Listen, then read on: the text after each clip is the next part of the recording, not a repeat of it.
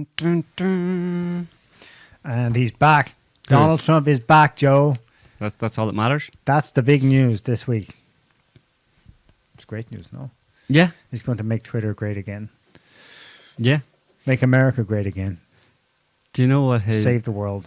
Yeah. Well, it's only fair, you know. It's only fair. It's only fair. We're all about fairness and, you know, equality. Uh-huh. And freedom. Right? Right. He, do you know what he got done for? You know why he got booted? Yeah, I looked on the Twitter page. They have a blog post about it. Yeah. You have it too? Yeah. Here it is here. Blog.twitter.com. Permanent suspension of unreal Donald Trump.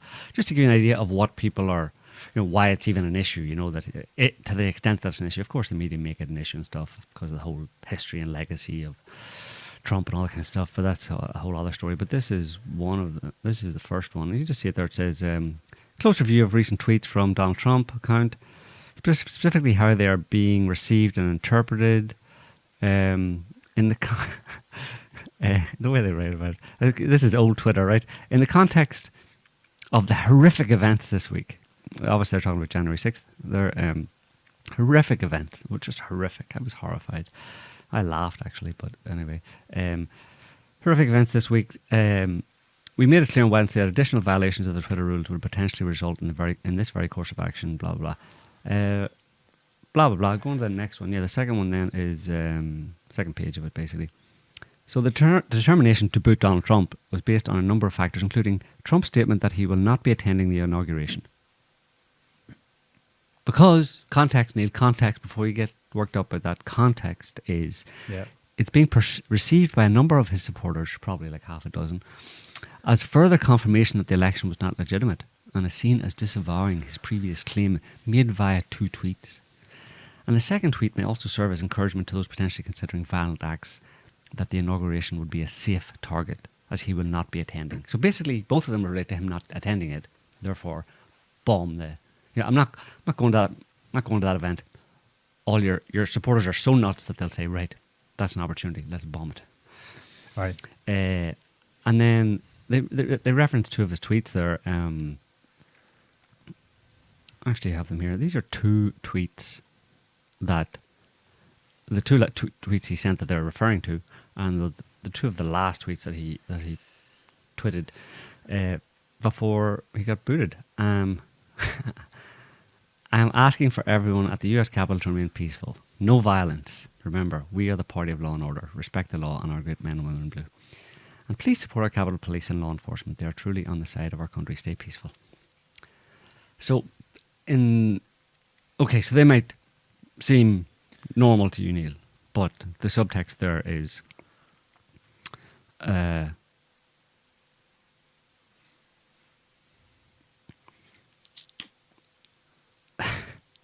subtext there is that people were seeing that as an incitement to violence there because he's not going to the inauguration. Therefore, that's code. That's a Q code, QAnon code for attack the inauguration. Yeah. The other one they used was that I have the blog statement here.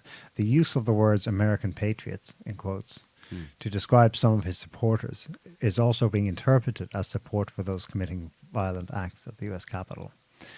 Furthermore, the mention of his supporters having a, quote, giant voice long into the future, and that they will not be disrespected or treated unfairly in any way, shape, or form, is being interpreted by Twitter as further indication that President Trump does not plan to facilitate an orderly transition, and instead that he plans to continue to support, empower, and shield those who believe he won the election. So they're saying that the suggestion is that he doesn't support an orderly transition because he had tweeted previously that there would be an orderly transition. Or I don't know if he tweeted it, but he had said, I think it was a tweet that he as well, that there would be an orderly transition. That was his admission that it would be, you know, there's not going to be any problem. But don't believe that. Yeah. Now, at the time, maybe let's try and play devil's advocate. Maybe at the time when things were on a knife edge, on January 6th and for a couple of days thereafter. January 8th is when he was booted off. Right. Maybe at that time they still were not sure that before the inauguration Trump would not do something. Yeah. But in hindsight's 2020, it's farcical. He just yielded completely. You know, inauguration went ahead, and it went ahead basically with no crowds, no supporters. Right. Which conveniently probably, you know, reflected the actual level of support for Biden. But I'm not even going to go there because let's just say it's because of the reason Twitter gave, which are probably being talked about widely in DC at the time. We can't let anyone at the Capitol because of a security risk. Right. So instead, we're going to fence it off, have loads of military, 10,000 troops were brought in or something for the event, and stayed there till May that year. So it's... Yeah, but let's look at the context. Since Twitter used to be, anyway, old Twitter was about the context. The context of all of that was that there were serious questions about the legitimacy of that election. And that was, you know, probably the first time, I can't say for all of American history, but I'm going to say anyway, for the first time in American history, there was that level of widespread popular dissent and discontent with the result of a presidential election. Trump said that in his video. Right. He tweeted a short video. Said this is credible what's happening, probably the first time in our history. Yeah. But So- please go home. But is That was there the essence of right? it. But is there any basis? The question then is there any justification for it? How do you? I mean, obviously people would dismiss it and say that's Trump. Trump made those people do that. Trump made those people. He encouraged those people to think that way, etc., etc. But that's obviously not true. There was a grassroots suspicion about the 2020 election well, results. January 6th insurrection in quotes has completely whitewashed the large-scale protests there were before that, and not just in DC against the election, the way it was carried out. Right. And And so on. yeah, the So- seriously anomalous So goings on, let's say. the other side's defense is this is farcical. There were nothing was ever brought to a judge. There were no serious claims, or if they were investigated, found to be local, isolated. There was nothing that swayed the overall result, and there's no evidence of it. Let's give them that. But what they will never talk about, because it's overshadowed completely by the Capitol Hill incident on January 6th, are the mass demonstrations against the result. You see, that's the switcheroo. And that's where you had to have been paying attention, and that's where you have to maintain that attention, because all you've been bombarded with is one protest ever since. Right. And that's all they want you to remember. Right. They also want the key take-home message of it was protesting against that election result equals violence and the threat of the collapse of our beautiful system, right? Therefore, to be an election suspect, critic, denier is to be violent or threatening such. Yeah. Therefore, election denying But- is violent, bad. Not even... Yeah, but it's when become would- so loaded and tarnished ever since that as soon as you start to articulate anything like that, violence. If you allow for the possibility of some kind of popular insurrection or uprising, what would be a justifiable cause? If if you imagine that in any country, the people at in certain circumstances would be justified in marching on government to air their grievances, do you have any examples of? Well, of- it'll only of- ever be written by the victors of a successful revolution. But Because what the would regime be? at the time, in any given circumstance, will always say there's none. Yeah, but forget about the narrative. Objectively. What would be the would the average citizen agree that there are certain circumstances where an uprising against the government, violent or not violent or whatever, major protests to address serious problems, what would those serious problems be that would justify that? In my Well, in the American experience, it would be overtaxation. right. But British king. well, the first thing Tax on tea. the first thing that occurs to me would be a subversion of the electoral process. You know what I mean? Yeah.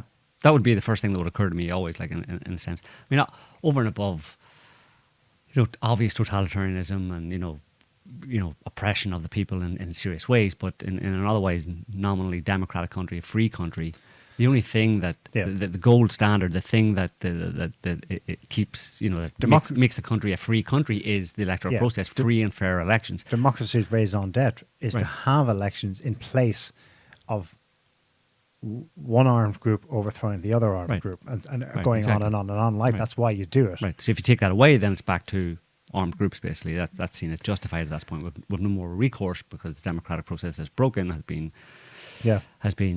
but you notice that subverted. we're jumping the gun here because there was no armed insurrection. Right. But the appearance of one was cleverly placed. Mm-hmm. It's cunning. It's really cunning what they did. Mm-hmm. They anticipated what would ordinarily happen. Maybe not in this. They would maybe have gone home and then the next election would have been even more egregious and so on. It would snowball to a point where you do have armed groups having a kind of, the military would be in mutiny for starters. They'd side with police and there'd be enough actual force of arms to even think about and try carrying one out. Yeah. Joe Biden has since this election mocked Americans twice on 2 occasions saying, what do you need? What do you talk about your guns? Do you want to overthrow us? You need F-15s and tanks. Again, it was a non sequitur because it was in the context of mass shootings and should we, suppress people's ability to have access to heavy firearms, the AR-15 is usually the boogie gun that they pull out. Well, and it's a strange non sequitur to make, but there's a hint, a strong hint, a suggestive hint behind it. You want to overthrow us. You're going to need an army. Again, it forestalls or anticipates maybe what in the back of their mind they know is legitimately the one thing that could force them back in line. Yeah. If that were the case, if they hadn't, in fact, robbed, subverted the will of the people and robbed Trump of his second term. Yeah, it would be justified. So my point, I suppose, was that it's not reasonable to portray the idea of, or for the media and the government, whoever, to portray the idea of any kind of, popular insurrection of some type against government, to portray that as being beyond the pale, that should never happen. There are situations where I think any reasonable person would say, pushed to a certain limit, that would be their only recourse, and you couldn't say it's a bad thing. Well, obviously it would be a bad thing, but it's not their fault, and it's a reasonable course of action. So it shouldn't be. What they did was they smeared it and blackened it in their, hopefully from their point of view, forevermore. Right, by preempting it, like you said, and making it this horrible, terrible 9/11 type event type thing. So worse than 9/11. Worse than 9/11. Let this never happen again type thing. But hang on a minute. In certain situations where the government passes, a certain red line, the people have to do something about it. Not only should or are entitled to do something about it, but have to do something about it. The founding fathers, that's the United part States of wrote about it incessantly. It's emblazoned on flags. The tree of liberty must be shed with.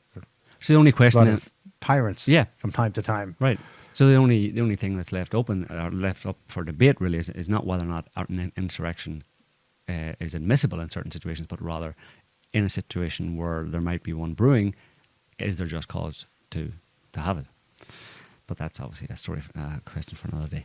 Another day after YouTube, after Elon Musk buys YouTube. Well, we can talk about it because that's what happens in history. It's one thing to agitate and call for it, but like cause and effect, it's natural.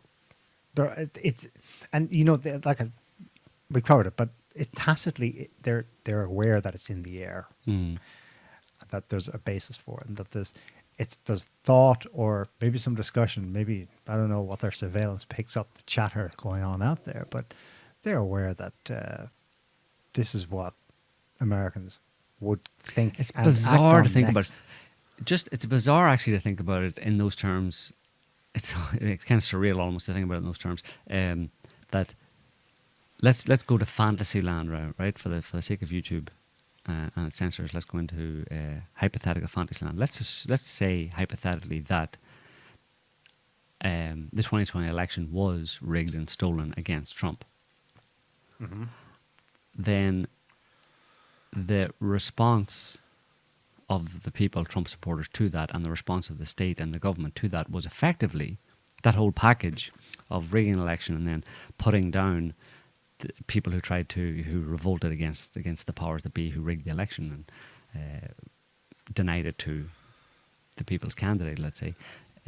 That's exactly what it's like the classic accusation that the West, and particularly America, makes about other countries.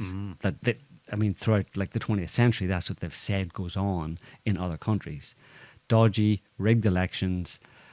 Some people rise up against it, or a certain percent of the population rise up and try to do something about it, and then the regime violently cracks down on it. And it was nearly always fake news. But yeah, it was a lie in almost every case. Yeah, put out there to simulate. But it has happened, let's say, in certain places in the world over the course of the 20th century. Sure. You know, it definitely has happened.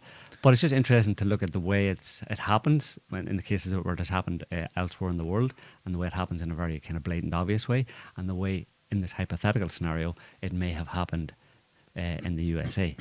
It's like so much nicer and more democratic the way they do exactly the same thing, or apparently democratic the way they do the same thing. You know, it's amazing. To think that in essence is exactly the same is what I'm saying. Mm-hmm. So just contrast, like say it was Iran or say it was any other country, whatever, say true or not, let's say, obvious rigged elections, the only one party gets 99.9% of the vote, and then protesters go out in the street, and then, police come in and beat heads and shoot people. And to think that could have happened in America, but happened in the way that it played out in 2020. Again, that's all hypothetical. I'm just presenting a hypothetical scenario here, But it's amazing to think of it. It's just kind of like a mental exercise, to just see. Food for thought. Yeah. Food for thought. The very, very, very big differences between the way it's portrayed, and the way it's presented to the public. Anyway, those two tweets I just sent. It's interesting to think. We were talking earlier on about off air about Twitter and in the Anglosphere, let's say, because that's what we're. I don't know how many people from other countries and other languages are on Twitter, but I don't know how many people. I don't know how many accounts there are on Twitter. Individual accounts. I think Musk is still trying to figure that out. I don't know. I don't know if that's actually publicly available information or anybody knows it. But in the Anglosphere, I'd be interested to know how many people actually have a Twitter account. How many millions of people have a Twitter account and have an active Twitter account. The interesting thing was in the Trump poll that Elon Musk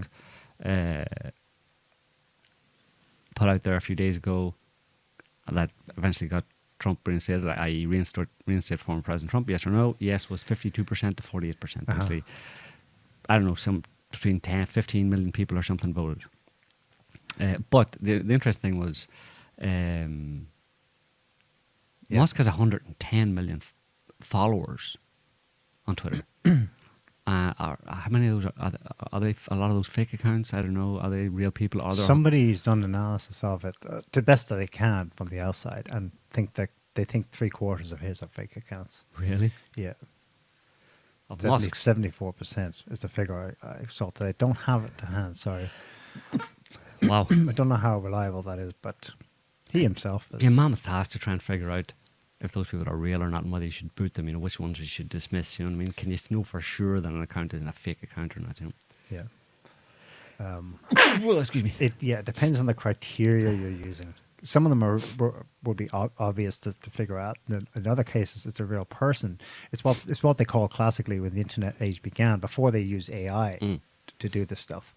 They use sock puppet accounts. Sock puppet is when you have one guy in US Cyber Command has like 200 accounts, and he just replicates it. We saw evidence of that. You remember when people during the COVID thing? I don't know if I can say this on YouTube, but I'm just reporting what happened. Right, people would do collages of this exact same statement made by, make up a number, 20, 30, 40 accounts. Yeah, they do a montage image. That's the exact same text. Mm-hmm. I got the shot and this happened to me, blah, blah, blah.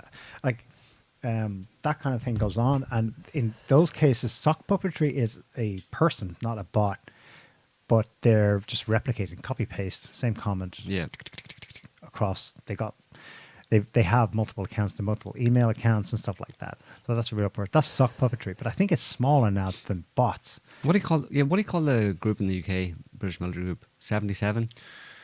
The 77th Brigade, Brigade. but there's an older unit from GCHQ. 77th Brigade is British Military Intelligence. Yeah, but they're employing people Yes. to Actual soldiers. Yeah. to. Well, And are they civilians. soldiers? I think it's a probably mix. most. Only a bit of a waste of soldiers training. Basic training and skills to be sitting on a computer Well, and just typing into accounts all day. There's less and less warfighting to do Yeah, these days. So, yeah. You got to keep them busy somehow. Yeah. yeah. Throw up those two. It's just an example. The reason I was asking that is like Biden and Putin's Twitter accounts. Sorry, not Biden and Putin. Biden and Trump's Twitter accounts. Easy mistake to make. You got them there, Scotty? Easy mistake. So Trump's 83.1 and Joe Biden is 36.4. That's Can- gone up from. That's probably in real time. When I talked to you this morning, I thought, oh gosh, he's only got 25 million. It's because they reset it to zero. No, they reinstated his previous Oh. number before he was banned. So that's the number he had. But anyway, Right. those numbers are pretty much the same. They haven't changed that much over the course of the past year. Well, he's been gone for a year, right? Or is it 2 years? Almost 2 years. Anyway, he has more than twice as many followers. Can you use that as a metric? Oh gosh, Joe, of course not. Can you? No, but just for You can, no. not for the population. I think you can. No, but just for Twitter, Yeah, in terms of how Twitter is weighted. yeah. Of course, everybody who's following someone doesn't mean that they support them. Mm-hmm. But still, I mean, can you use those metrics in any way in that respect, as in terms of I did. popular support or interest even in the person? I did And a bit does, of this. does interest translate to support? Who knows? But Trump obviously has more than twice as many. I remember followers on seeing Twitter. quite a bit of this kind of research of publicly available numbers of the candidates coming into the 2016 election, Mhm. and the Republican ones, especially Trump versus Hillary, just dwarfed. The numbers dwarfed. Plus, there was also some psychographic stuff where they can show you it in graphs and stuff, the engagement and stuff. Right. How many the likes, response how many to comments. the tweets, Yeah. likes, blah, blah, blah. I mean, it blew them out of the water. On that score, they blew them out of the water, totally. Then you go to other anecdotal stuff like how many people turned up for a rally for Hillary where Right, she yeah, was yeah. cancelling some Right. for health reasons, partly Yeah. true, but also because no one wanted to go, versus Trump's, million-man super Yeah, we rallies. saw and that stadium. over the past 5-6 years since Trump won and then ran for re-election and stuff. And just, I mean, anybody looking at it would say it looks, based on just a superficial observation of important metrics like that, of engagement and how many people are responding and numbers at rallies and all that kind of stuff. Any reasonable person would conclude that Trump was more popular than Clinton, and Trump was more popular than Biden. But you're not allowed to draw that conclusion, especially whenever because Biden wins. they're denying democracy. It's just it's. What do you mean denying democracy? Well, they're denying democracy after It's the event. paralogical. But After the event. Well, no, what I mean is even before the actual election results. Anybody would say, well, it looks like Trump's probably going to win here. He's probably got more votes. And then he doesn't get it. And you have to go, well, I was wrong. My just innocent, honest observation on various different metrics of the popularity of this guy versus this guy says this guy is more popular. Oh, apparently I was wrong. here's another mind bender. In the youth categories, right? Mhm. The official results of the midterms, something like in the first two categories, so that's 18 to 24 and then 24 to 30s. Democrats, landslide victory, especially in the youngest, 68%, I think, of 18 to 24-year-olds. If they're voting, vote blue over red. So that's like the internet age. That's the kids who are most engaged with. Right. They're on Twitter. Right. They know what it is. They're engaged on the internet. Yeah. As opposed to a lot of people who obviously use the internet at this point, but mostly passively. Right. They're not news hounds. They're not into the politics. They're not activists for a cause or something. Yeah. So of the segment of the population that's into the internet and into politics at all, officially they're overwhelmingly blue. But we've just had a Twitter poll of 15,085,000 people. That was the poll. Presumably they're all 50 million I don't know voted. how many there were real people. 50 million. 15 yeah. million voted. Yeah. That's what Musk's final result was.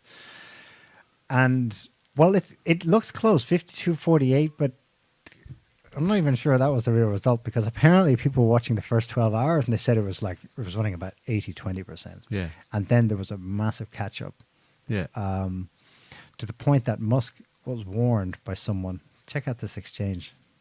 He's definitely, he knows what he's doing and he's up to something. Elon Musk. I think this is it. No. Yeah, found it. Okay, this is Musk responding to someone warning him. The gap's closing. The gap's closing. You gotta. There's loads of like bots or something. They're moving in. You gotta check the left. And then he replies to this person. Oh, is that the one I sent? Ah, rats. Hang on. Yeah, that one. Twitter user Nomad responds, the leftist bots who don't want free speech are starting to attack the poll.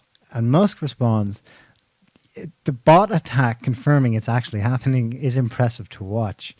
I.e., yeah, I know. I can see it too. Then he follows up with, bot and troll armies might be running out of steam soon. Some interesting lessons to clean up future polls. Anyway, several hours later, it closed, and it closed at 52-48. Still, whatever. Let's take it. All things canceling, all those cheating factors canceling each other out. It's still a cultural.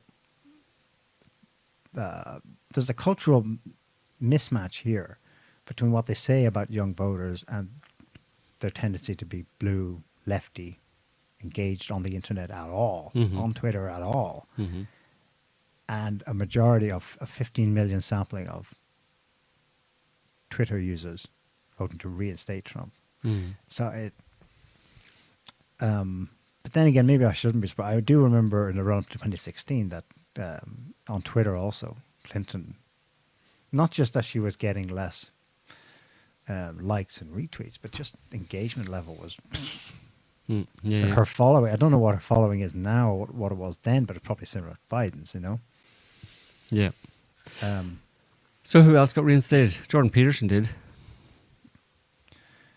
And one of his first tweets was to, I think he kind of took some flack. There's a few people in that intellectual dark web, as it was used to be or is, I don't know, known as. So he got reinstated. Peterson was booted there a few months ago for a tweet about Elliot Page, where she was, she, whatever, was more or less advocating for, surgery, top surgery as they call it, for gender reassignment surgery. And Peterson... Child mutilation. Yeah. Peterson didn't take kindly to it and made it clear, but then and he got booted for it. But now he's been reinstated, and one of his first posts here, as you can see, was don't allow the anonymous. He's posting to Elon Musk. Don't allow the anonymous troll demons to post with the real verified people. Put them in their own hell, along with others like them. Lol, lols, bro, bruh, hyper users are narcissistic, Machiavellian, psychopathic, and sadistic. And then he quotes an article. So he's responding to Musk talking about new Twitter policy as freedom of speech, but not freedom of reach. Any hate tweets or whatever will be deboosted and demonetized.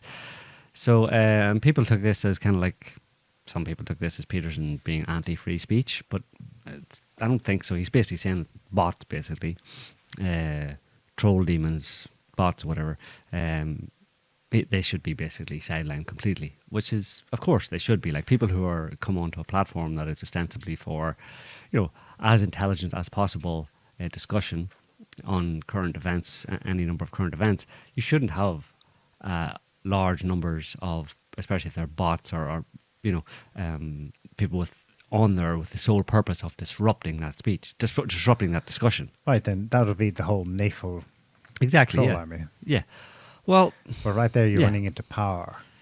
It's more like there's a line, like, in a certain sense. It's but a lot of it's motivated by, like we just talked about, the military intelligence brigades and stuff like that who are running these kind of operations. Israeli Hasbara. Yeah, those people on social media platforms who act in that way to simply disrupt and destroy and disturb the actual discussion from happening, they should be sidelined. Yeah. The opinion they have, which is obviously against whatever opinion they're attacking, they should be required to address it as respectfully as possible. But they're not allowed to come in and try and destroy the discussion itself. Do you know what I mean? There's a subtle difference between the two. You know what I mean? Like Peterson there is talking about, talking from personal experience, where he's basically had real life versions of these bots or trolls or lols or psychopathic, Coming sadistic, in Machiavellian narcissists, you know, coming in and breaking the windows, abusing him, well, just shouting abuse about his daughter, etc. or just shouting down, trying to shout down or to drown out any discussion.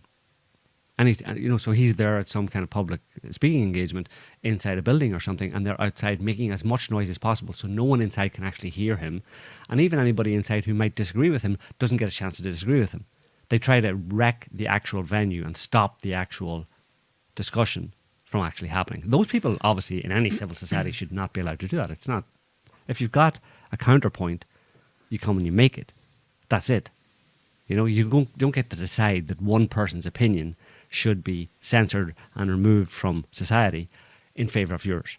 It's pretty simple, but obviously, apparently, a lot of people don't agree with that these days. Well, let's have a look. Why? Can you put the tweet back? A lot of people who are, well, they're basically in agreement with him on most everything else, criticize the good doctor, I think because they saw Anonymous and leaped a bit to a conclusion where they thought Peterson was saying, or maybe that is what he means, that all accounts ought to be who the person really is. There should be no anonymity, but I don't think so. That's not what he's saying. I think they're jumping to a conclusion. The emphasis should be on troll demons. Yeah. But now that kind of,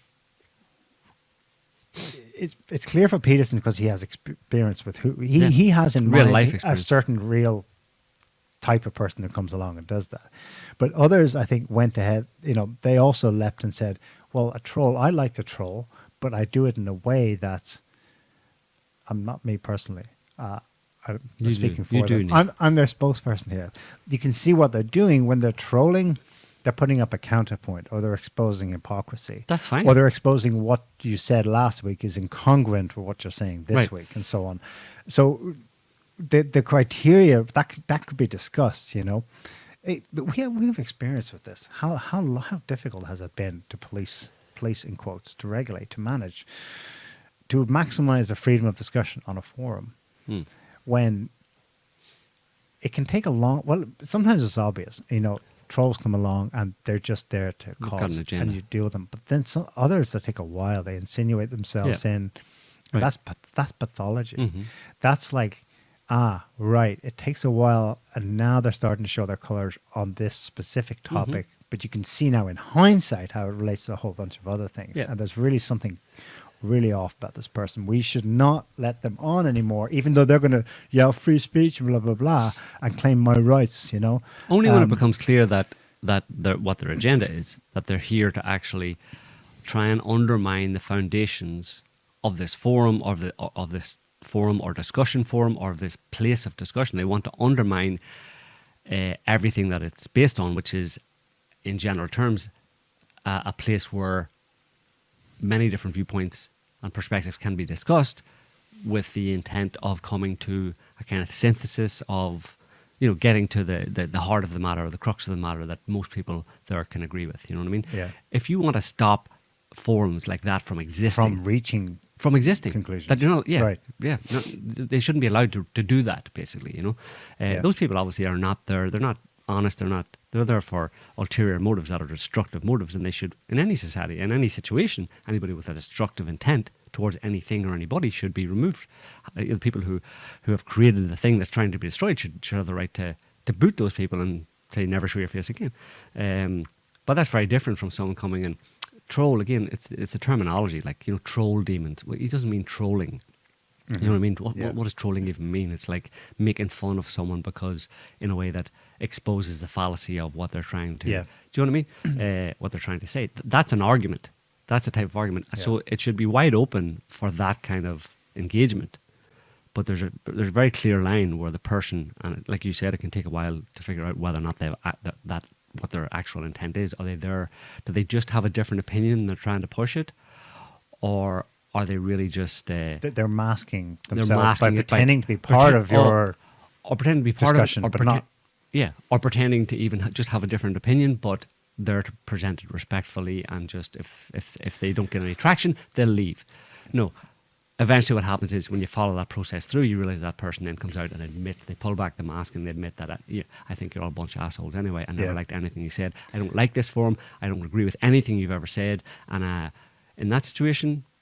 Okay, with that clarification of the terms in mind, you pulled me back from being so antagonistic towards that tweet by Peterson, because I kind of tended to agree with others who were criticizing him, like, anonymity, dude, we need it. Some of us need it. I'll lose my job. I'll be cancelled, you know. No. But that's not what he meant. Okay, fine. No, it's trouble. But given then that it's more likely people who are just there to wreck a discussion or divert it, disrupt it, and so on, to be disruptive, period. And they get fun out of that. Right.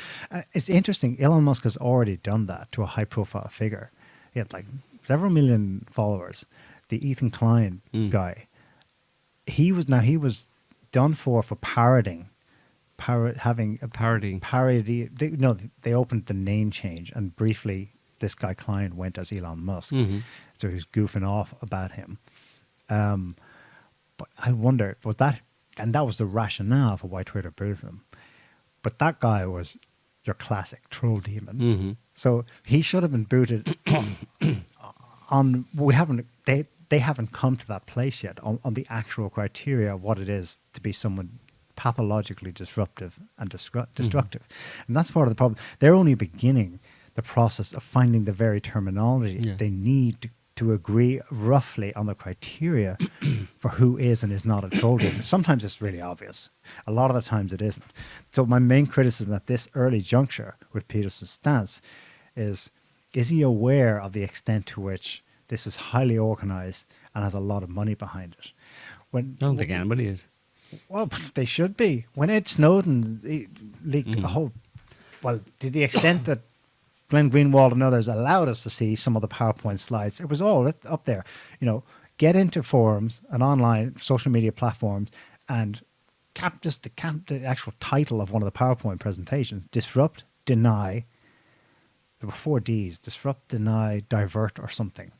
Derail the discussion. That's their explicit job profile for government, military intelligence, whatever, to get onto Twitter and other places, to pile on, to obscure the discussion, to make sure it doesn't reach an insightful conclusion about the heart of the matter of any given thing that's going on. The active forces against this, the main threat of them comes from up there, Jordan, not from these annoying nitwits below who he has insinuated in other posts don't deserve. He was insinuating they didn't deserve the same platform as someone like me, Peterson, who has millions of followers. I should be first among equals in terms of people getting to hear me. He has clarified in other tweets that he would like to see them down-regulated in some way, so there isn't an equal footing, you know. Yeah, but I think in any, like I said, in any sane, normal, civilized society, people with that attitude should not be allowed. They should be drowned out. They should not be allowed a platform, or at all. Yeah, because they don't have a platform. Is the point? I think that the main distinction is that it's a distinction between people who have a perspective, have a point of view. It doesn't agree with yours, and they want to put it forward. They want to give it some airtime. Basically, they want it to have equal airtime and let people decide. There are other people, and these are people I think that Peterson is talking about, who are like narcissistic, Machiavellian, psychopathic, and sadistic. Those people don't have a perspective. They're simply against you. And so, you know, if I'm against what you say, if I don't agree with what you say, then the obvious question is, well, what do I think? And I don't have an opinion. I don't care. I don't actually have a position. I just want to take you down. Yeah. I don't have a counter argument to give. I don't have a counter perspective to give. I just hate yours. They're kind of like anarchists in a certain sense, or people who just want to bring it all down. Right. They don't have a plan for what happens after bringing it all down. Just wreck it. I want to destroy it because I like to destroy things. Okay. So someone like that, obviously, no one, they should not be entertained in any civil society, platform or discourse. Yeah. They've nothing to add to anything No. like a democratic. And that's what form. he means when he uses those terms: psychopathic, narcissistic, Machiavellian. I mean, that describes those kind of people. They're not serious people who have a serious counterpoint to make or have a different difference of opinion. The other one was Eric Weinstein. I don't know if anybody knows who Eric Weinstein is, but Of course, everyone knows who Eric Weinstein they do. is. Him and his brother, two kind of like pseudo. Well, they're decent enough guys, but he had a problem with the poll itself allowing Trump back on Twitter. He said, "This is such bullshit. I'm sorry, but you lost me here. Are all major decisions going to be Twitter polls? Ever faced the voice of the people as a mob? Is a mob God? Come on. You wanted to reinstate him, so you did. Simple." Yeah. Maybe he's the kind of person who's a bit full of himself as intellectual dark web, as for an God's yeah, sake. as an intellectual type thing, and that he looks down his nose at the plebs. the plebs, yeah, Patrician elite, noble elite. yeah. The noble lie protected. I'm not saying that he's protecting a lie per se. I think him Eric especially has been Pretty good, yeah. pretty good at opening. He's admitted fault here and there. You can see that he's changing his beliefs as he goes along. But politics in the U.S., he reminds me of the other guy who wrote we talked about him on the show. He wrote the book on liberals versus conservatives, their Right. moral constellation, their differences. Johnson Haidt, superb, great insights, great research, great conclusions. Yeah. And then Trump comes along and he just goes full batshit. Like Trump is subverting our democracies, our hallowed institutions. You responded to him underneath there. Yeah, is it there? That's not me. That must be a parody account. That's a parody account, yeah. It's one of those troll demons. No, that is me. Yeah. Oh my God, yeah. I mean, letting people vote in such a way that a majority decides, whoever indulges in such mob rule and refrains from guiding electoral results to satisfactory conclusions, it smacks of populism, if you ask me, which is a bad word, obviously. We all know that, right? Like democracy. Oh, hang on. Yeah. Oh, wait. What? Wait. No, never mind. Go down and see if. Let me just scroll down a little bit to see if there's another. Is there not? No, it's not there. No, there's a picture. It's this one actually. I don't know. I mean, I don't know how true it is, whatever. But this one here. Can you hold a pause on that? Yeah. I think it's a good idea. Musk was trolling. Oh, he was serious when he winked back. Buzz Patterson suggested Trump's. yeah, Elon Musk's Trump poll was a bot trap. Musk winks. yeah, Maybe not. But it, like he said in the other tweet, it gives him some idea of the dynamics and what they can do to counter that in the future. yeah. Okay. Did you see this one? Is Jonathan Greenblatt? No. Oh my God. Okay, you do yours first. No, this is slightly off topic there. No, that's sexist. I don't know if that's true or not. Obviously, the photo on the right is a recent one of Musk. I need to call him Trump there. He kind of looks like him, like a younger Trump. Anyway, oh my God. Anyway, the one on the right is a recent photo of him in Twitter HQ meeting with. He posted it himself with like some of the kind of software developers or engineers, or whatever, all working on something, whatever. And it's basically all guys. Not only is it all guys, but the only, and here, I mean, don't beat me up for this, right? But the only white Caucasian guy that I can pick out in that picture, well, actually, maybe there's two. Well, there's The Elon one- Musk, but he's African He's American. he's South African. So the guy at the very front there, and one guy stuck in the middle on the right at the back. But the rest are all, Mostly Asian. yeah. I mean, they're Americans, but well, I suppose they're Americans.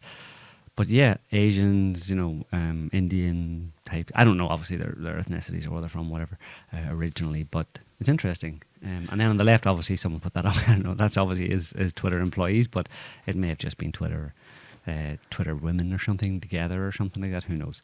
There's one or two guys at the back on the left picture there. But yeah. Anyway, just before do your we're one. moving on, I suppose Musk is in.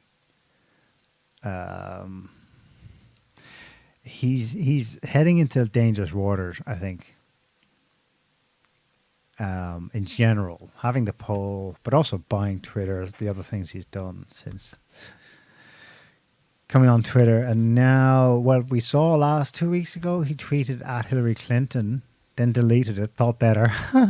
And now he's responding to Jonathan Greenblatt. Jonathan Greenblatt is the current CEO of the ADL, Anti-Defamation League. Oh my God, you don't ever want to cross them because cancelled. So Greenblatt is... He says, allowing Trump back on Twitter sensibly after a brief poll shows he's not remotely serious about safeguarding the platform from hate, harassment and misinformation. Well, ADL, Israel, Trump, greatest president ever for Israel, moved the embassy to Jerusalem.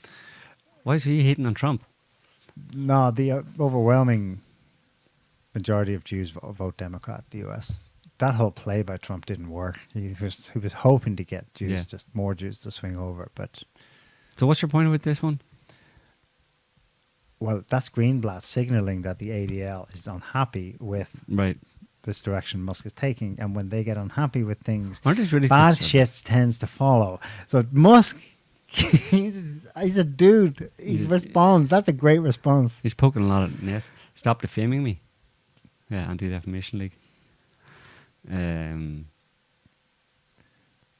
I remember he tweeted in May before he even bought. He'd already floated the idea.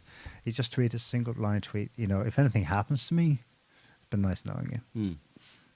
But he seems to know what the kind of risks. So who cannot know after observing what happened to Trump? It's a risky game. But maybe this is it. It'll just be limited to Twitter. It won't affect anything. I don't know though. Why else? Why would you invest $44 billion? Yeah, I know it's to make money. Of course, he wants to see a return on his investment, I presume. But no, I think he wants to. He obviously has. I'd say bigger plan. No, not even a bigger plan. I'd say he has an interest in the information sphere and providing. He probably. Can you imagine yourself if you have a problem with if you realize a lot of media disinformation, a lot of media division, left versus right, there's a lot of truth is lost in the noise and the fighting and stuff. If you had the opportunity, you might want to create or get hold of a platform that you could, or at least you think you could, turn into something a bit more objective, an objective source of information. Yeah, but right there, you're going to come up against a regime that is immersed in subjectivity. That's the whole battle, the great battle that's going on. It's subjectivity versus objectivity. Yeah. Sooner or later, it's going to clash hard with the regime. Here's Macron getting slapped the other day. No, that's from years ago. Is it? Yeah. No, I was just. No. That's from 2 years ago. That's the guy. Interesting. There's a connection to the medieval France. Actually, the guy is a royalist. Right. That the member of a kind of proto-political. No, but that's a woman. France. No, a long-haired dude. He says. Oh yeah. He shouted. He shouted a famous medieval. The knights around the round table. Right. There really is a story about that in France, Right. and they would at the end of their meetings they would say something like "Mon joie et Saint Denis." Right. That was their kind of slogan or cheer, salute.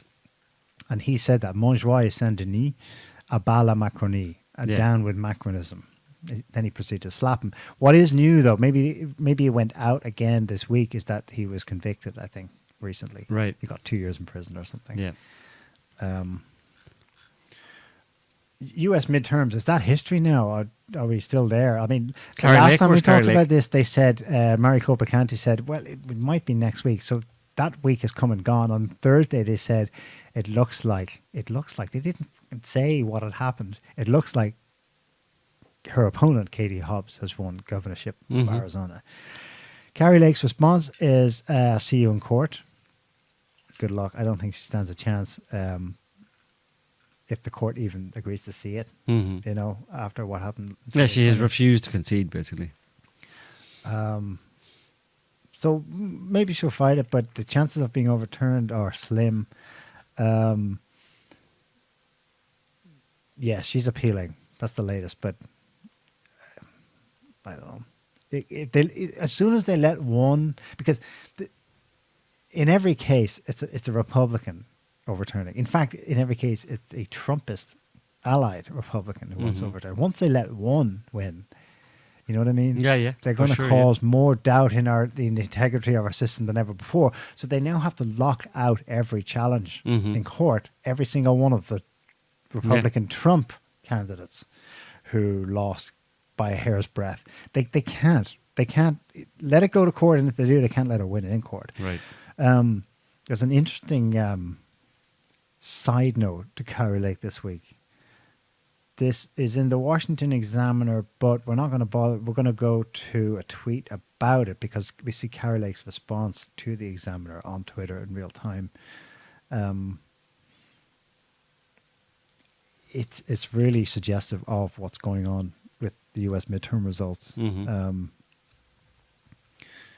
So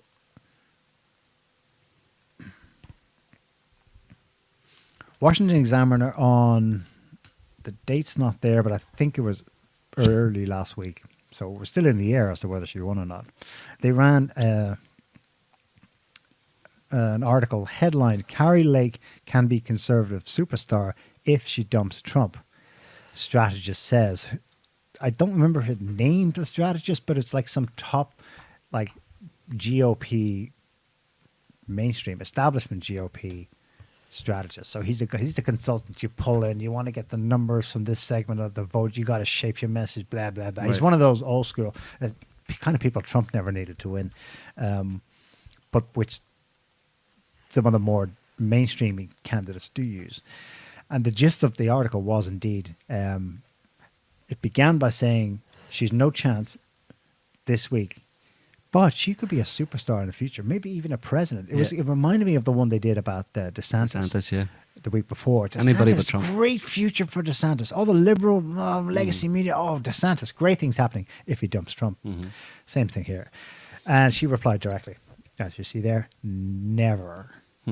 I believe her. I think she's only in this because of Trump. She said that the only reason I'm going to politics because he got it right. Well, before we just get off on the whole, I mean, it's a bit of a damp squib for the whole Trump thing. Trump reinstated on Twitter and stuff. You just throw that one up, Scotty. It's Trump has said that he sees a lot of problems. This is on Truth Social, which is his own social media platform. He says he sees a lot of problems at Twitter and will stick to his own social media platform. Thanks, but no thanks. So I ain't tweeting on your Twitter.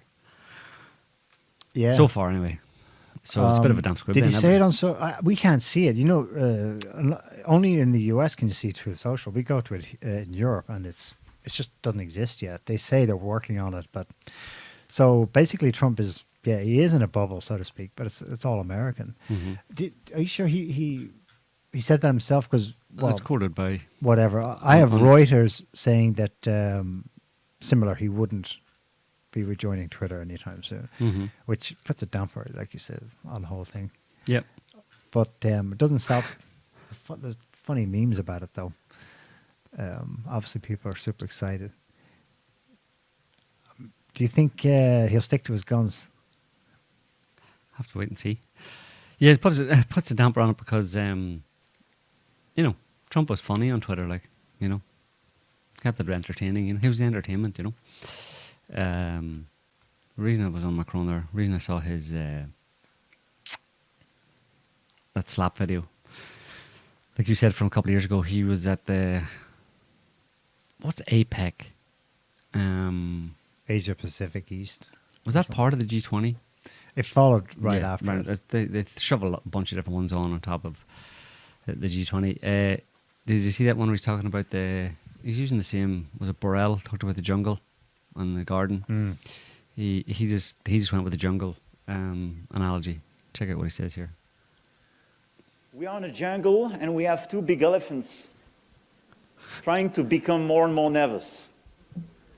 The US and If China. they become very nervous and start war, it will be a big problem for the rest of the jungle.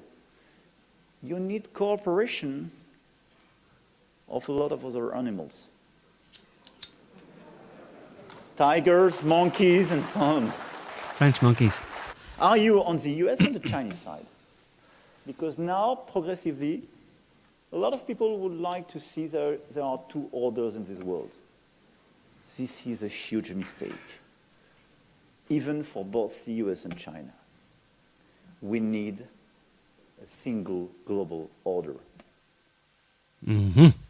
A new world order. Thank you, Mr. Rothschild. Yeah. Well, there need not be a bifurcation. There need not be. I mean, China's like, what we're saying, China, is there can no longer be hegemony. Mm-hmm. Doesn't mean, that's the end of all good things for you over there. No. In the Atlantic. It's the bifurcation into two is a result of the strength with which the existing order is digging in its heels Mm-hmm. and not adapting to new realities. Mm-hmm. Yeah, the global order, obviously, he's speaking of is one that it's insinuating itself into being globalist. That's why Americans can look out and criticize it as an external factor, external force. Nothing to do with us. It's the UN, it's Klaus Schwab coming, George Soros, even though he's nominally a US citizen, they're coming in from above to subvert us to an outside external order. But really, it's an American order, that global world order. Mm-hmm. And so along comes China, and China, of course, just wants its influence to be to match the parity of its size and economic reach and so on. And that's being interpreted by the US as a challenger to be isolated, contained, sanctioned, and so on. And eventually, he's right. Eventually, it would, all things being equal, it would lead to a war. This the people are writing whole books on this, theorizing that the Thucydides equation or conundrum or something. The Greek writer wrote that whenever there's a challenger, there's nearly always going to be a great war. And then people have done comparisons down to the known history, and in all but two instances, there was some kind of a large conflagration between the one that was coming up. Exceptions are the British and the Americans. Power was handed over without one. Right. Arguably, though, there were two world wars that framed that whole transfer. Yeah, but you could see the anyway, Second World War in particular as a subversion of the English dominance and the transference to the US. Yeah. Without it, would have happened. Yeah. Anyway, so yeah, it's that kind of he, as a Westerner, Macron there, especially as a why can't we all be friends? But really, it's a globalist kind of. What he's really saying is, listen, there's no need for someone else to set up a parallel system with BRICS and a BRICS, basket of currencies. We have a nice system here. Don't mess it up. There's already one. But he's presenting it as a Westerner as universally a given that others would accept the terms of that club. But that club, when you get into it, it looks the same, right? People see them all at the G20 and in their skepticism, and I don't blame them. They go, look at them all with their family photo, all in together. They're wearing silly shirts, smiling in the same room with Klaus Schwab. Therefore, Xi Jinping and Putin's representative, Lavrov, Biden and the host Widodo of Indonesia, they're all in it together against us. But there's a shitload more going on behind it. There's a dynamic taking place there. Yeah. And he is kind of talking to it here where he's like, let's just have it as one order. Why have a great conflagration if that's where it tends to?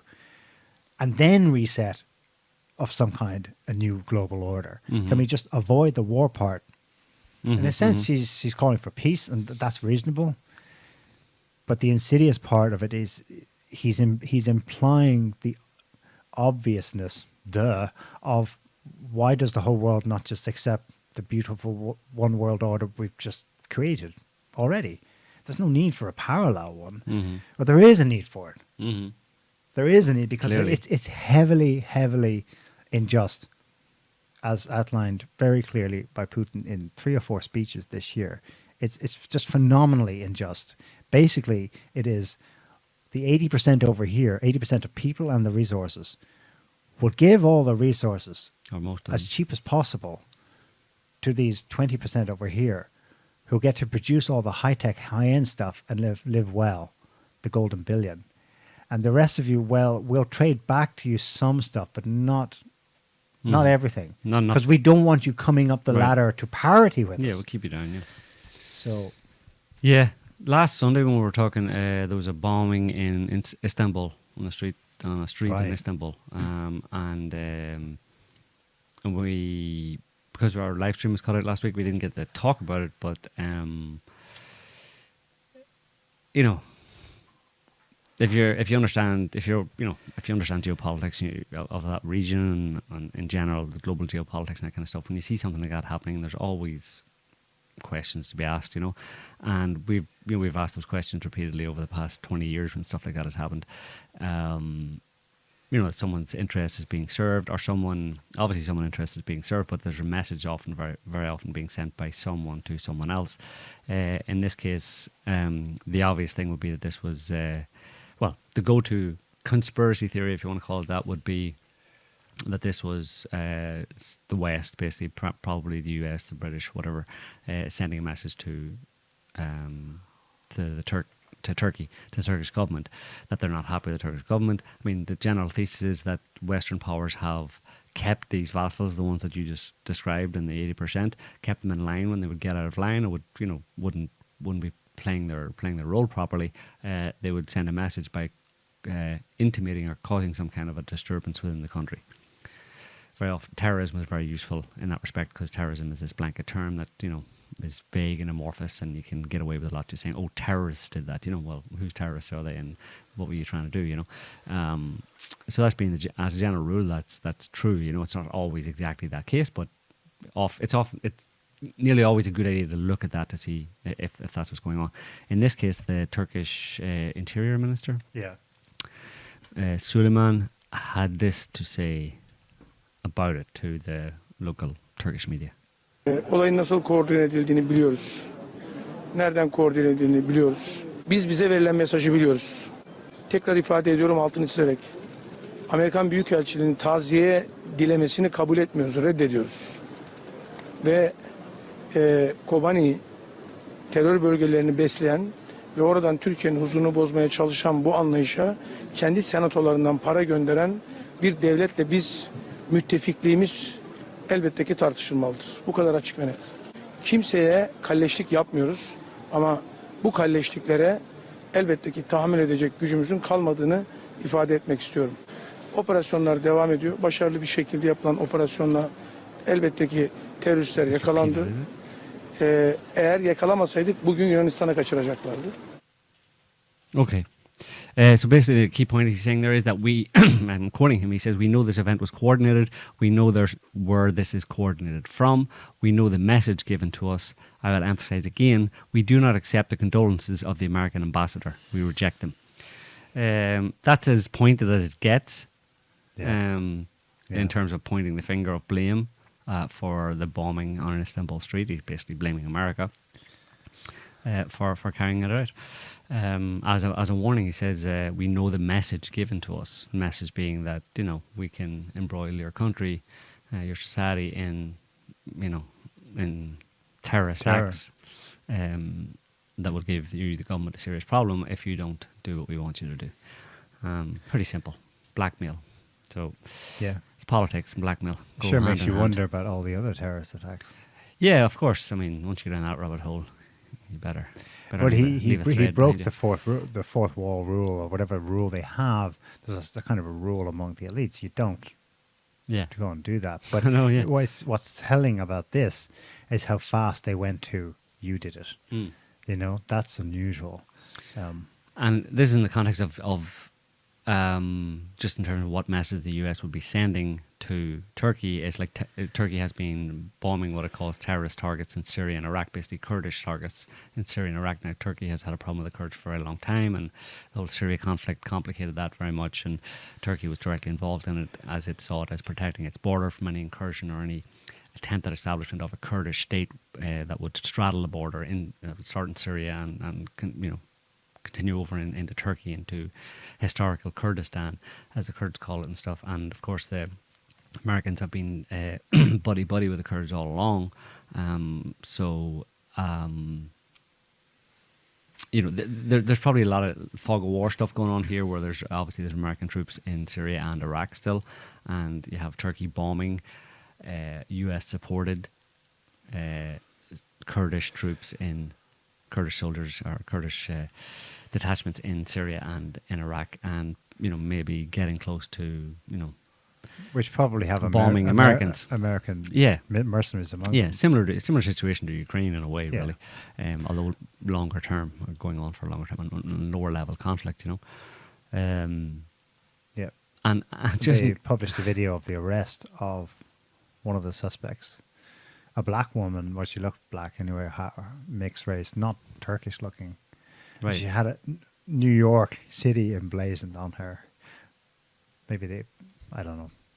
Yeah. Maybe it's just a symbolic coincidence, but there was also a report I saw that 2 women she was walking with down the street before she left the bag down on the ground were Israeli tourists. It's time to buy some silver. Maybe. Right now, as in very, very soon. This is on RT. Apparently the world is headed for a silver deficit. Global consumption is expected to rise sharply by year's end, resulting in the biggest demand-supply gap in decades. So if you want to make a quick buck, silver's pretty cheap per ounce. Still, $20 some, 20 and a few dollars. Could double your money. Thanks, Joe. This has been Joe with this week's NewsReal investment tip. Investment tip. Other than that, on Syria, Germany's going to freeze. What? Oh, the Russians. Interesting development. They opened Syrian airspace to Turkish fighters this week. The Russians did? Yeah, they're allowing Turkish Air Force to fly to Syria. There's a lot of... I presume then Assad agrees with that. Right. Or maybe he doesn't have a say in it. Well, it's being brokered by the Russians, so, there's a lot of changes afoot, basically a lot of alliances being made that are not, that are orthogonal to the traditional alliances of the unipolar world order, the rules-based international order. There's a lot of changes afoot, and, America's not happy about it, but what can they do?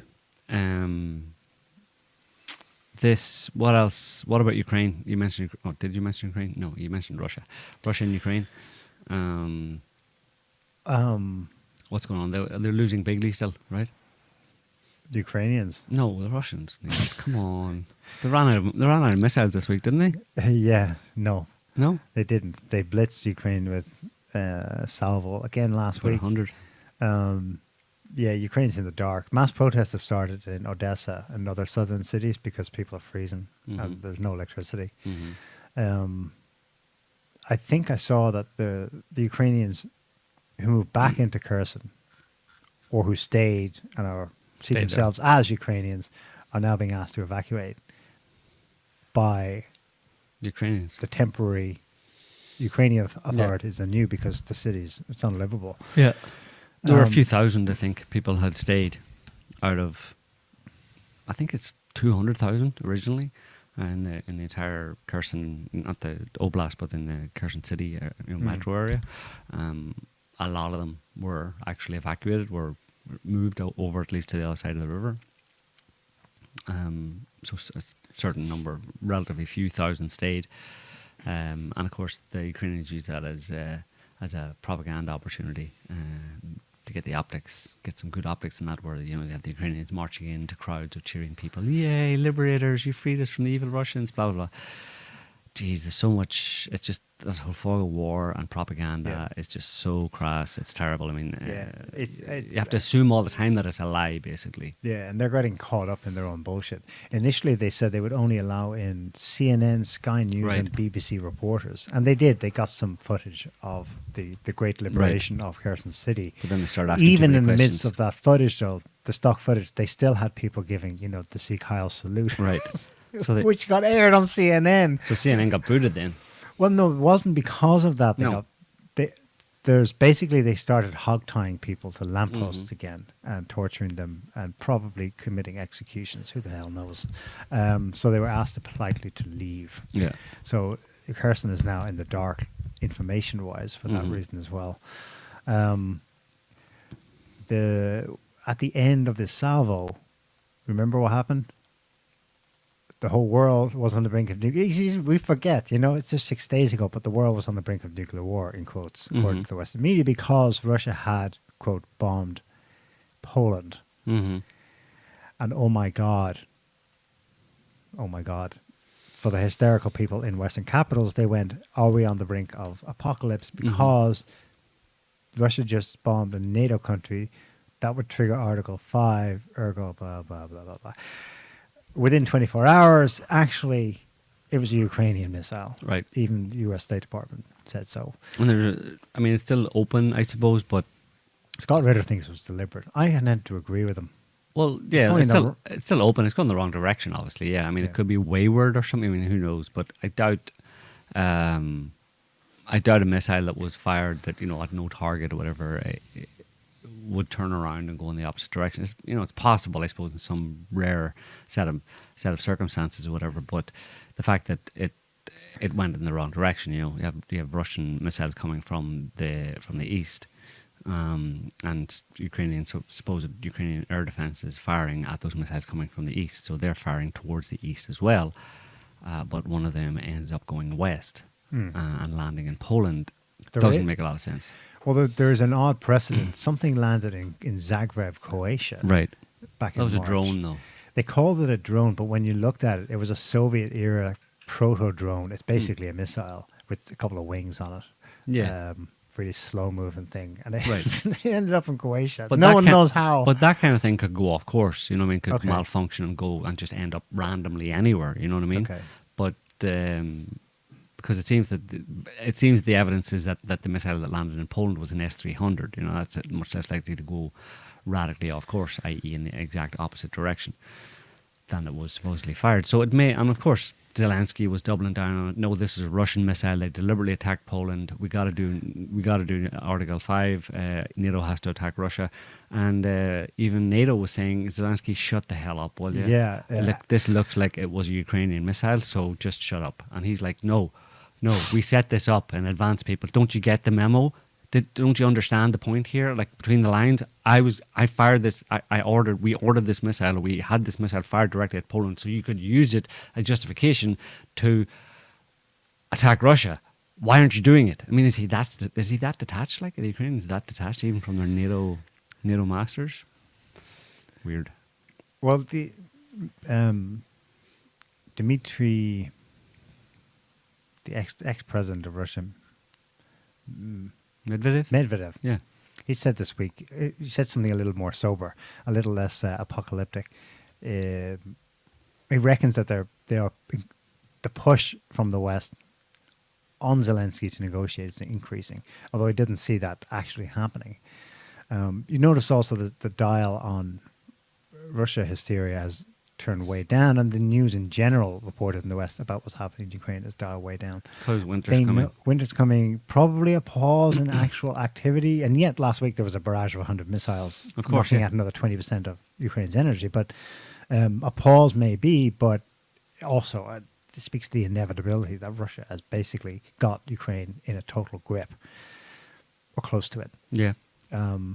They're still throwing thousands at the front in Kherson and elsewhere, but it's not Russians who are being killed by them, mostly.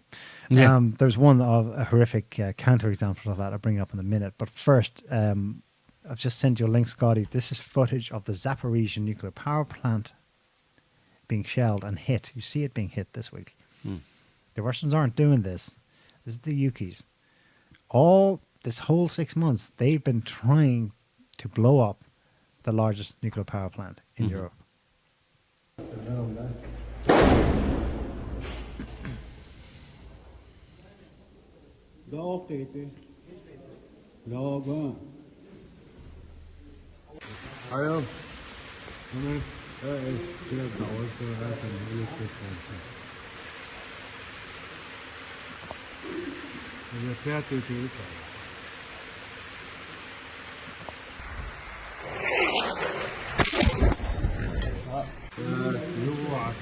There you go. Imagine being in a nuclear power plant and seeing missiles or, mortars. Yeah, 2 buildings artillery. over. The Russian Nuclear Energy Agency, Rosenergoatom, the Director General of Russia's nuke agency, says that 12 rockets were fired. 6 of them ended up in the pool of the reactor, of one of the reactors. These guys are targeting the reactors. They're trying to cause a Chernobyl. And it's just crickets in the media. It's pretty desperate. It's desperate measures. Is hypocrisy the word? I don't know. Maybe they hope by now would have happened and they could just hornswoggle the Western population into assuming it was Russia that did it. Mm-hmm. But like by now, the IAEA have been there. They know it's under Russian control. That the civilians are trying to run it to keep it just functional from not melting down, and the Ukis are targeting the fucking reactors. Yeah. La la la. Anyway, moving on. Russia's this has been happening throughout, but another horrific video surfaced of Russian POWs being killed. Like they have, you've probably seen it. I won't show it, but 10 of them were lined up and shot dead, executed. The Russians have announced that they've ID'd who the two of the Ukrainian fighters were. They have their names, and they're going to hunt them down and try to capture them alive, bring them to Russia. So we'll see.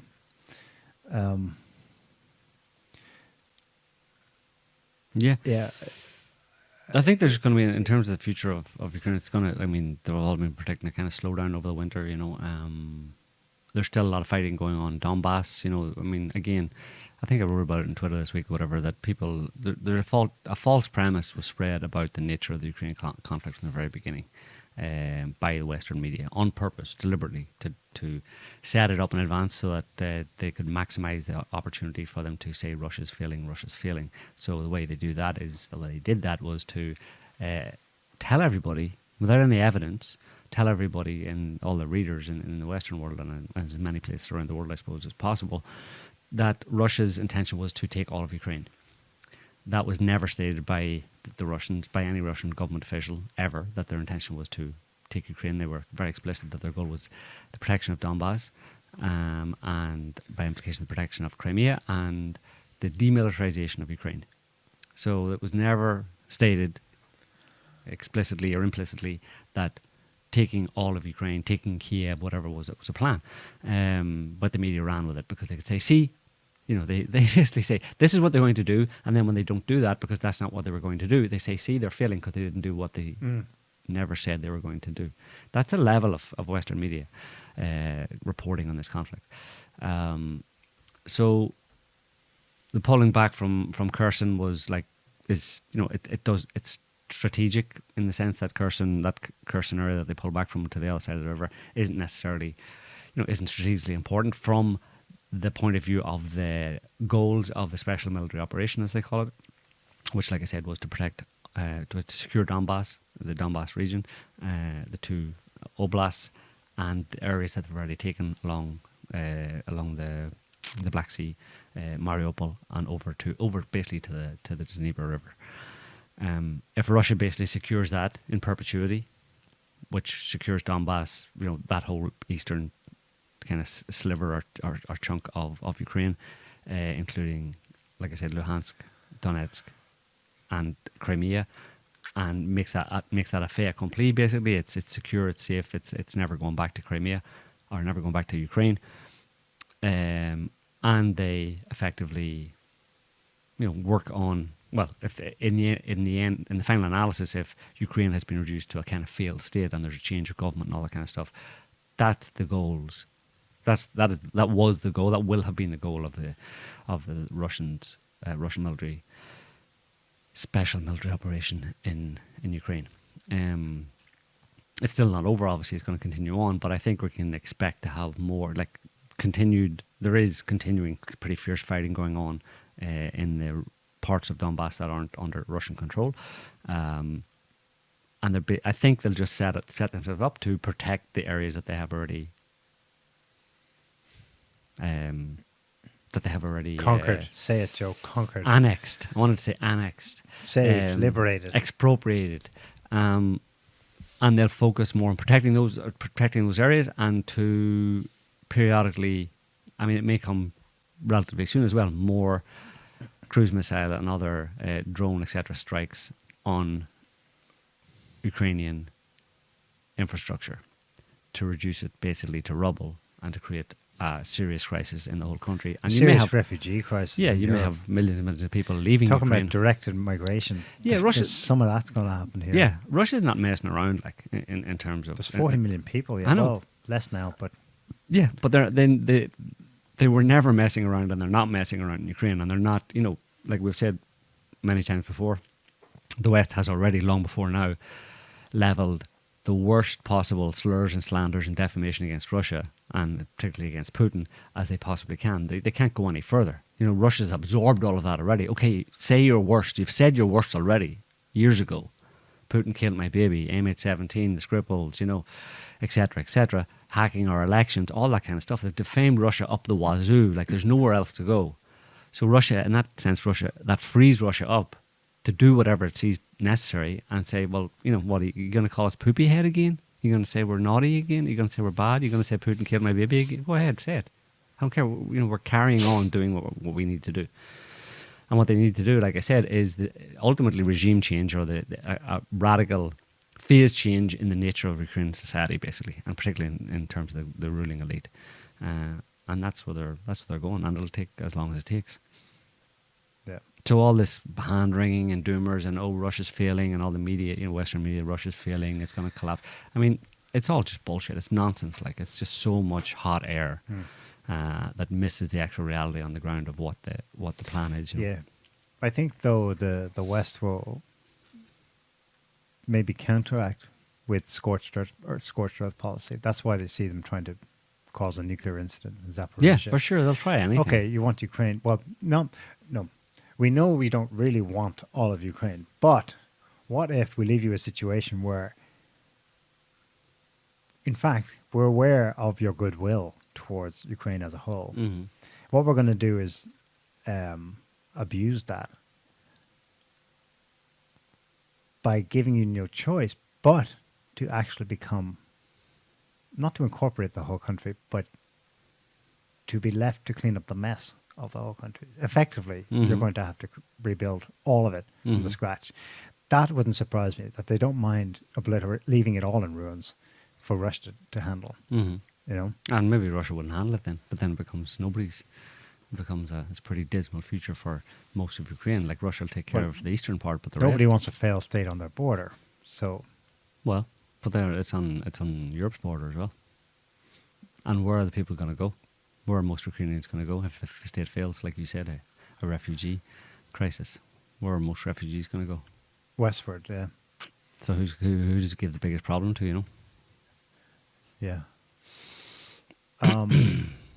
Yeah. Ukraine. Yeah. It's and the tragedy of it is, it's like Macron was hinting at, why do we have two systems? Like, Russia never had absolutist position. It was open for a deal, agreements, a bit of both.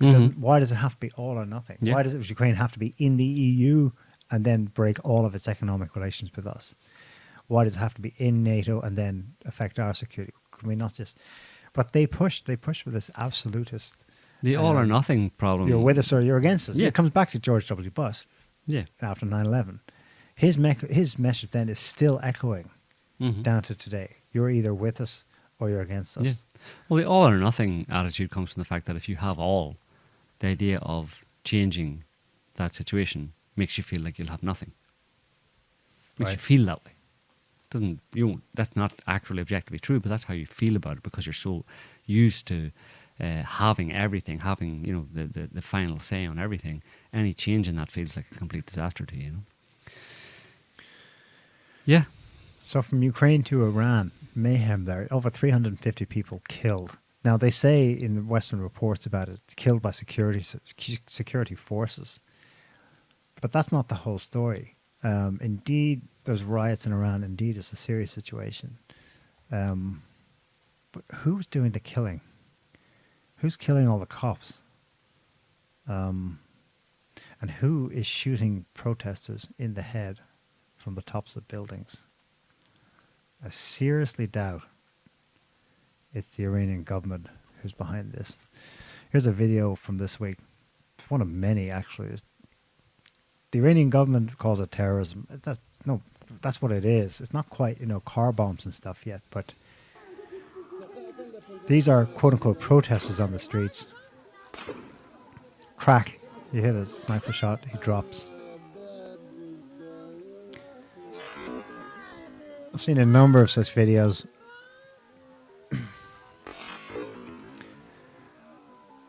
Just randomly, yeah. Just randomly picked out. So in the West, of course, this is all reported as well. That's the regime so evil. You see, they're innocent. They even went with a fake news piece that got picked up. Trudeau got excoriated for retweeting it. 15,000 Iranian protesters sentenced to death by the regime. Even other Western papers are like, no, that can't be right, and it's bullshit. They have indeed had court cases and sentenced people to death in a couple of instances I know of. But they completely leave out the context that there are weapons being funneled in, there are people being shot in the head by by forces unknown. I've seen another video, don't have it with me, of a protest turns violent, just one of those things, and one of the protesters has a Kalashnikov and he's firing back at police. I mean, where did they get that from? Is he there because of his bleeding heart? He's concerned that women in Iran shouldn't wear the hijab, or does he have another goal in mind? And the Iranian government has rightly spoken up and said, "It's just shocking, the global silence on what's taking place there." Iran blasts world silence over terrorist attacks. It's pretty obvious to me what's happening because I've seen this all before. In 2009, Iran held elections. The elections went ahead. They do, believe it or not, have popular democratic vote for the office of presidency. In that case, Ahmadinejad won soundly in a landslide election victory. It should have been a celebration for his movement. He was actually a lefty. Relatively speaking, he was an Iranian lefty, kind of a socialist, from the working class himself. That turned into a democracy protest against the result. The claim was the result had been rigged. See, and the media, especially Western media, amplified the message throughout Iran, and you had the more urban, Twitterati intellectual types leading a quote-unquote green revolution, protesting the illegitimate results as they saw it. Protest, quote-unquote, turned violent, and at the peak of it, someone started firing from sniper rifles from rooftops, killing both cops on the one street and on the same street down here, protesters. And one of those women who were killed, and her name was Neda. You remember her image was sent out. It was one of the first kind of Twitter viral social media, the world must do something about Iran campaigns, 2009. She became the poster child of it. But it was never actually solved who was doing the firing. Well, the whole random sniper thing is straight out of the West's playbook in terms of encouraging Egypt 2011, encouraging revolutions. Yeah, well, in Ukraine, Kiev 2014. Yeah, and many other places before that. Just throw up that map there, just to give you an idea. I mean, you talk about where weapons are coming into Iran. Obviously, they can come in from different areas, but that shaded area is Kurdistan, and the Iranians are. There's a headline here from AFP actually.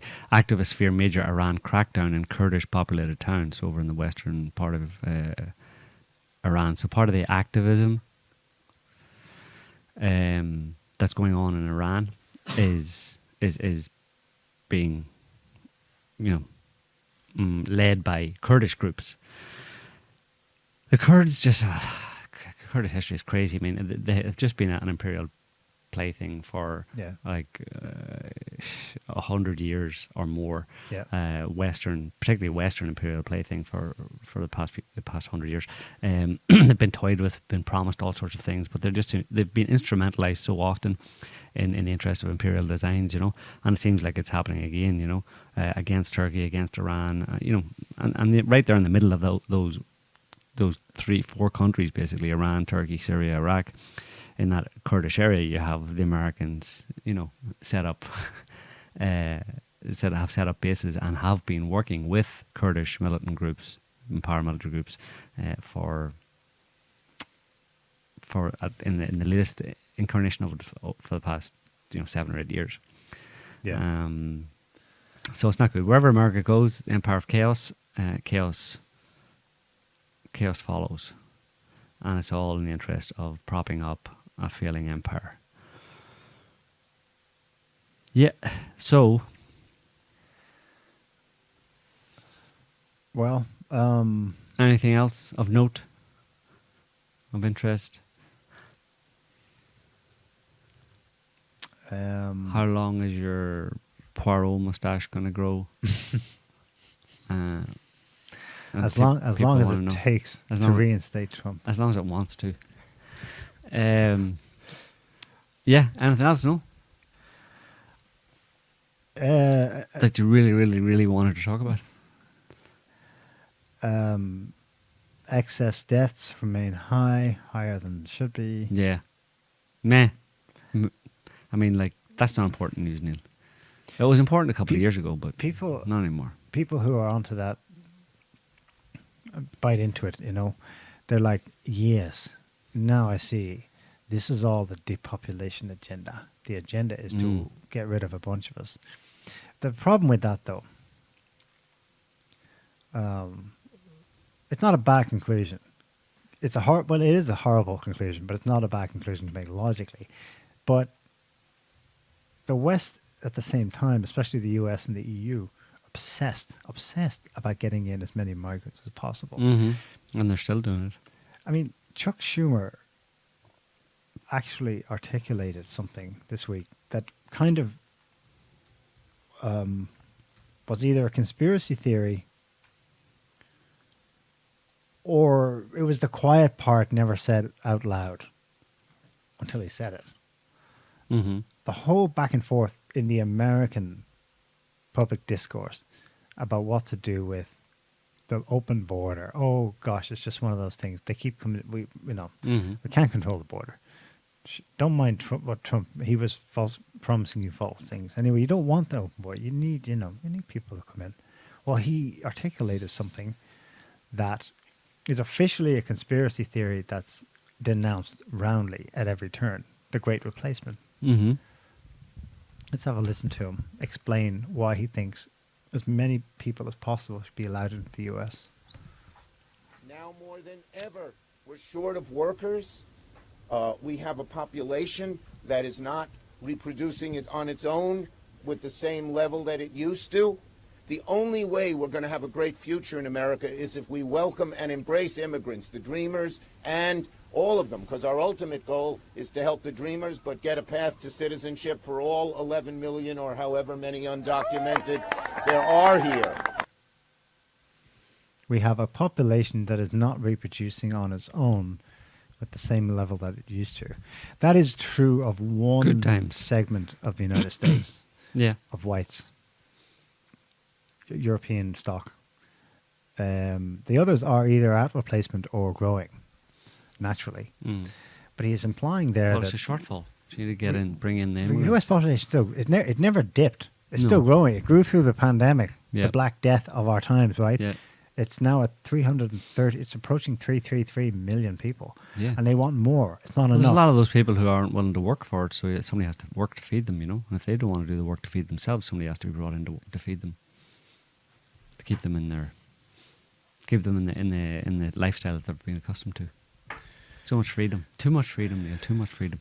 Freedom not to work. Freedom to sit back, scratch your backside, and have immigrants do all the work. They're doing the same in Europe for some strange reason. Middle Eastern, African, and Ukrainian, obviously, but mainly Middle Eastern and African, funneling them into Europe every day, you know. The racist angle on this is that while this is deliberate, you see, they deliberately worked on the minds of whites in Europe and the US to not reproduce. You know, be as liberal as you can. Don't marry. If you do marry, don't have kids. Abortion up the wazoo, right? But I think that's just a byproduct of many inputs that have led us in that cultural direction. You can't say that's a plan and a conspiracy. I think that's one step too far. But if there is a plan to his words or kind of a vision of the future, I think it's being done with a view to this standoff with China in mind. Mm. They need numbers Yeah. to go up against China. They need more workers just for immediate short-term reasons. They need people who are going to work, do the menial jobs. But if you remember what we mentioned last week in the show about the signs that the plan afoot vis-a-vis European industry seems to be to deindustrialize it and ship those plants, stock, technology, the whole lot, over to the United States with a view to the great standoff in the future against China. So they need that criticism that's been laid out of why the US can't really beat Russia, even in just a proxy war against Ukraine, because Russia has the industry behind it to keep producing munitions, whereas the US and NATO are running out because NATO is all sending out their stock. The criticism was, we saw from the British think tank, the RUSI, where they said, long term, we can't actually sustain this war because we don't have the industry that's building the armament. But what if they are thinking 10 years down the line and doing that, reindustrializing, not so much with a view to competing with Russia, but China? Yeah, maybe. I would say also that, you know, they might say it's almost like the population, especially the white population, but, you know, really a lot of the American population and European populations have become kind of disenchanted with, you know, lived long enough to the point that they're disenchanted with the government and the way governments work in the Western world and stuff, and there's more and more of them looking towards populism and, you know, new systems of government and different systems of government, more direct government or direct democracy type situations. And they say, yeah, we need to bring in some new blood here that'll be more, you know what I mean? Because I'd say that like a lot of, I don't know for sure, but I'd say that a lot of, depending on where they come from, but a lot of immigrants that come into a new country would tend to be more pro-government, especially if they're getting government handouts. You know what I mean? They might have done their modelling or whatever, and decided that immigrants tend to be more supportive of the government that hosts them. You know, the ones that actually are become useful members of society, they'll vote for this party or that party or the dominant party type thing. Whereas in Europe, like I said, you've got a lot of. Have you heard of Tammany Hall? This has been well known since the 19th century. Tammany Hall was like somewhere in New York, in one of the New York boroughs, where the Irish immigrants would come in. The first thing they give them would be documents for voting. Yeah. And make sure the documents are Democrat. Basically, you give them a ballot if there are elections coming up. Ballot, sign. You want to come into the country, sign, stamp, put your thumb X, you vote Democrat. Right. As soon as you step off that boat. Right, exactly. Tammany Hall, there was a scandal because it was a whole voting / immigration industry about getting all the migrants. In that case, it was a wave of Irish because of the famine and all that.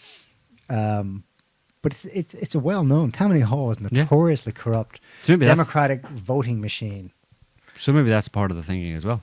Maybe it's multifaceted, the idea of bringing in, you know, the benefits they see to bring in immigrants are multifaceted, but it's all positive from their point of view. And like I said, it all implies the idea that the current population, the endemic population in these countries is just like, especially the kind of ones who are have a bit more sense, and they're not playing ball anymore. We need new blood, you know, we need new fresh blood that isn't jaded as the existing population. You know? Yeah. One more thing before we go. I have one thing as well. You have one. I have one thing and one more thing, and then we'll leave it. This one is 1 million. The headline doesn't really do justice to what Europe faces cancer epidemic after estimated 1 million cases missed during COVID. Now the article says, well, it's actually in the subheading. Reports says 100 million screenings were lost because of the pandemic, which had a chilling effect on research. Now, of course, it wasn't because of the pandemic; it was because of the hysterical lockdowns imposed by governments that give them a real taste of totalitarian rule. So this is totally. I hate the way the media just blames everything on the pandemic rather than the response to the pandemic, which was by far the most significant. Had by far the most significant impact on society than the pandemic itself. I mean, the pandemic is nothing in the absence of government response to it. What do you do about it? Do you know what I mean? There's no pandemic if I don't believe there's a pandemic type thing. It's clearly the government response to it, and the Western government's response to this pandemic, global government response to this pandemic, was hysterical, like beyond all reason, exaggerated, out of all proportion, and of course, the result was mothballing of business and particularly businesses, but particularly the healthcare system, and they fucked over the healthcare system, and as a result, fucked over millions and millions hundreds of millions of people. And now it's the old COVID did that. Yeah, well, what you can do, nobody can do anything about it. Do you know what I mean? So, we didn't know what we know now. Yeah, we didn't know that. Some people did, but they were the smarty pants ones. But we didn't believe them at the time. Well, no, we called them fake news and banned them. Yeah. This came out this week. Prepare to grit your teeth. Already gritted. Or, maybe take a breath before you see it. Sending it to Scotty now. FDA says telling people not to take ivermectin for COVID-19 was just a recommendation. Mm. Yeah, that's all it was. You mean the whole horse paste thing was... That was just you, like, giving your opinion? Yeah, that's just a recommendation, yeah.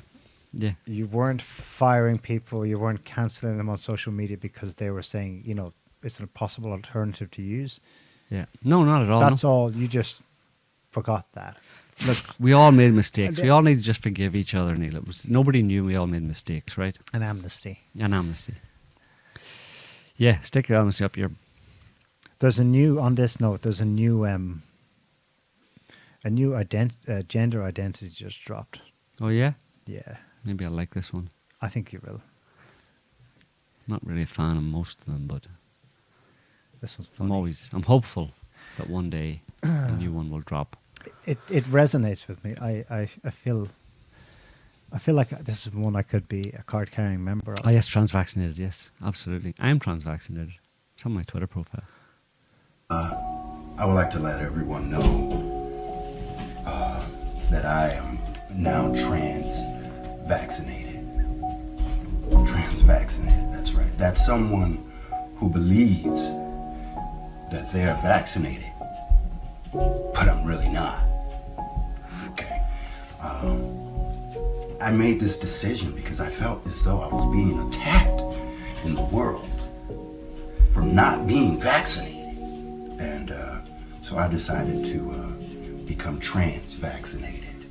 If you agree with me, I appreciate you. And if you have been vaccinated, please accept me as one who has not been vaccinated, but I identify as being vaccinated. Thank you. Thank you all. I love you.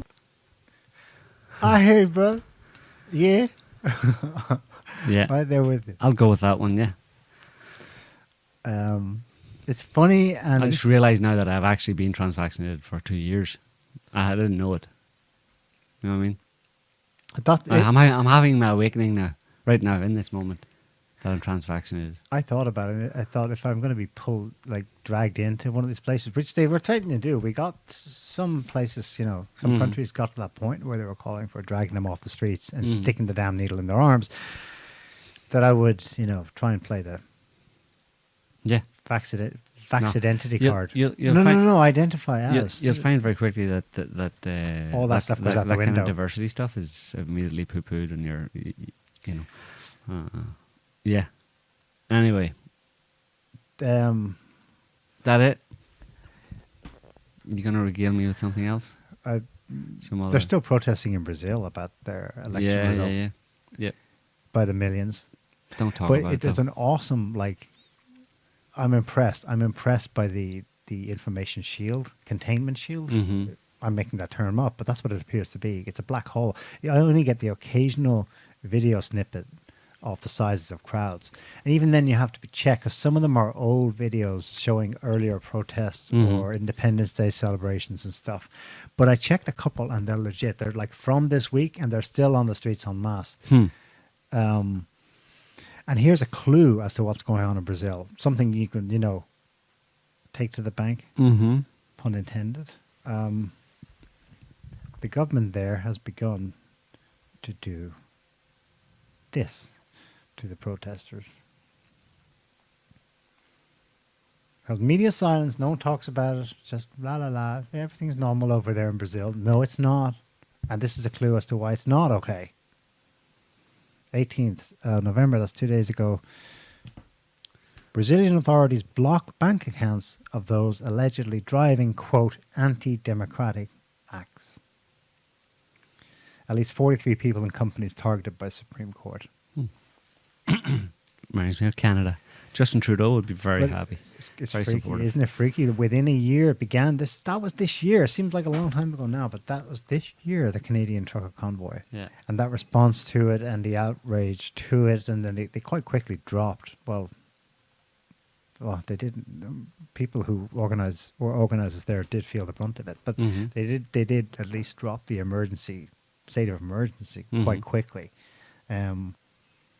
But within a year, the president catches and is reapplied somewhere else, and it's silence. That's horrifying. At least when it happened in Canada, at least for us who are tuned into the Anglosphere world, we heard about it quite loudly and vociferously, and people weighed in. Jordan Peterson, big names, even American Democratic senators were like, "Okay, that's a bit too much." Everyone had an opinion about it, but now it happens in actually a larger country in the same hemisphere. Yeah. Crickets. Yeah, if totalitarianism ever comes, bit by bit, is instituted around the world, it'll be done with it'll be greeted with either complete silence from the media, or with approval or applause from the media. You can take that to the bank, because that's the way it's shaping up for sure. Anyway, I think we'll leave it there for this week, folks. Thanks for watching. I hope you enjoyed it. Don't forget to smash all the buttons and stuff, because that's good. And thanks for commenting. We'll be back next week with another show. So until then, have a good one. Thanks for watching. Bye, all. Bye. Can't stop the signal now.